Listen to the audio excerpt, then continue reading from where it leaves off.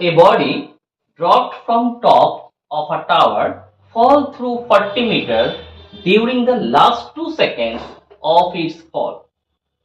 The height of the tower is option A 60 meter, option B 45 meter, option C 80 meter, option D 50 meter.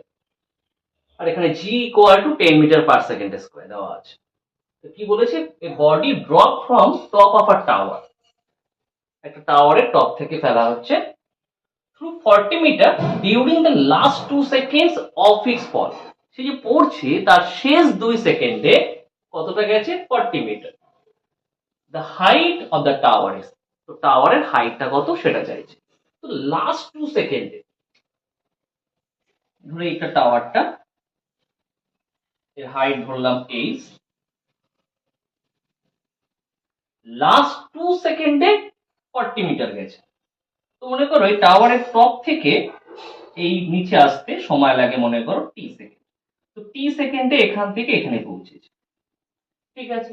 তো last 2 সেকেন্ডে, তার মানে কি t সেকেন্ডে কোথা থেকে কতটা যাচ্ছে, এখান থেকে এতটা। আর মনে করো t মাইনাস 2 সেকেন্ডে, t মাইনাস 2 সেকেন্ডে মনে করো এটুকু অব্দি এসছে।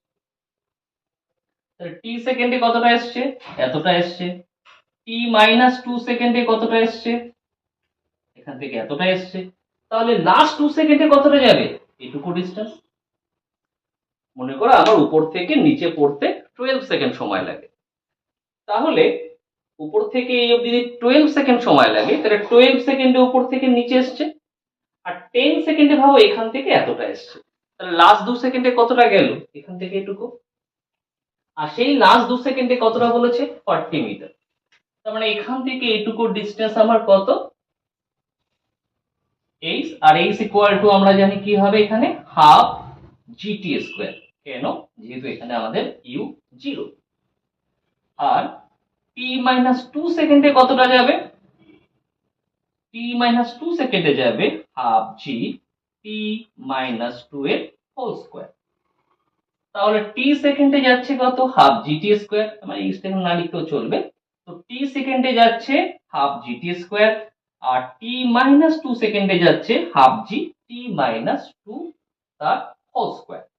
তাহলে লাস্ট 2 সেকেন্ডে কতটা যাবে, t সেকেন্ডের ডিসটেন্স মাইনাস t মাইনাস 2 সেকেন্ডের ডিসটেন্স, অর্থাৎ half gt square minus half g t minus 2 whole square, এটাই যাচ্ছে আমার লাস্ট 2 সেকেন্ড। আর সেটাই কোশ্চেনে দেওয়া আছে কত, 40। এখান থেকে যদি আমি হাফ অফ জি কমন নেই, তাহলে এখানে পড়ে থাকছে টি স্কোয়ার, আর এখানে পড়ে থাকছে টি মাইনাস 2 এর হোল স্কোয়ার। জি এর ভ্যালু কত, 10, তাহলে হাফ জি এর ভ্যালু 10, এটাকে আমি হোল স্কোয়ারের ফর্মুলা ভেঙে দিচ্ছি, তাহলে এ স্কোয়ার মাইনাস 2ab মানে আসছে 40। তো মাইনাস 40 আসতো, আর এখানে আগে মাইনাস আছে, তাহলে হয়ে যাবে প্লাস 40। আর তারপরে 2 স্কয়ার মানে 4 আসতো, আর এখানে মাইনাস আছে বলে মাইনাস 4 ইকুয়াল টু 40। কাটলে পাবো 5। টি স্কয়ার কেটে যাচ্ছে, এখান থেকে আবার 4 কমন নেওয়া যাচ্ছে। 4 কমন নিলে বাইরে 5 ছিল, 4 5 আর 20, আর এখানে পড়ে থাকছে 4 কমন নিয়েছি। তো t মাইনাস 1 ইকুয়াল টু 40। তো 20 পাশে চলে গেলে 40/20 মানে আসবে 2। তাহলে t মাইনাস 1 ইকুয়াল টু কত পাবো, 2। তাহলে t ইকুয়াল টু কত আসছে, 2 মাইনাস 1 এর পাশে আসলে প্লাস 1, তাহলে t ইকুয়াল টু 3 সেকেন্ড। তাহলে এখান থেকে এই অবধি আসতে আমার টাইম লাগবে 3 সেকেন্ড। চাইছে কি টাওয়ারের হাইট, আর আমরা ফার্স্টেই লিখেছিলাম যে টাওয়ারের হাইটটা কত আসছে, h equal to half gt square. এবার t এর ভ্যালু 3 এখানে পুট করে দিই, তাহলে আমি টাওয়ারের হাইট পেয়ে যাব g এর ভ্যালু 10, t এর ভ্যালু 3 তার স্কয়ার। 3 স্কয়ার মানে 9, 9 5 যা 45। দ্যাট মিন্স টাওয়ারের হাইট কত এসছে, 45 মিটার। তাহলে option B is the correct answer.